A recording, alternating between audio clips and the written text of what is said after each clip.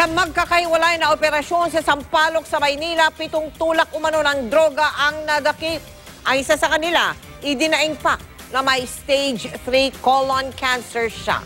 Nakatutok si Mav Gonzalez.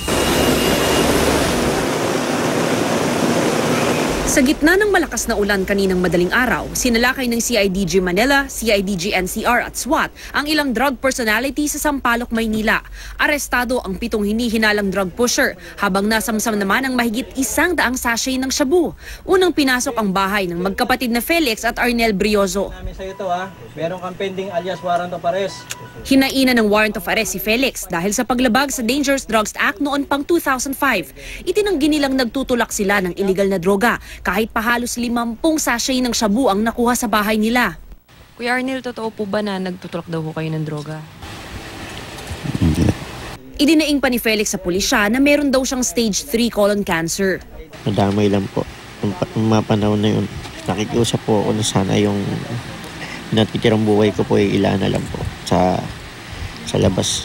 Nakuha naman sa kwarto ni Evelyn Ramos alias Rochelle ang mga drug paraphernalia at 13 sachet ng hinihinalang shabu, pero itinatanggi niya ito. Wala naman po ako talagang kasalanan, biktima. Gilagyan tinaniman lang po ata nila ako. Ma'am, parang awa nyo na lang po, iligtas nyo naman ako dahil wala po ako talagang, biktima lang po ako talaga, nilagay lang po nila yan.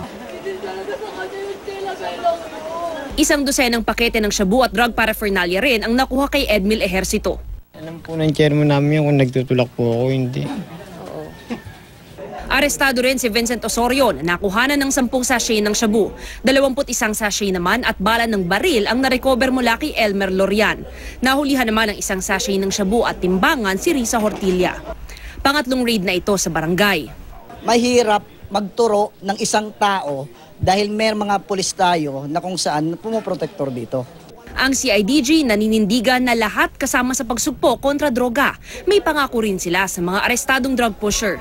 Ever since naman pagka-arestado naman, meron ho silang karapatan at sinisigurado namin na hindi mababiolate yung karapatang pantao nila dito sa pagkahuli nila ito. Dinala sa tanggapan ng CIDG Manila ang mga sospek habang iniimbestigahan ang kanilang mga kaso.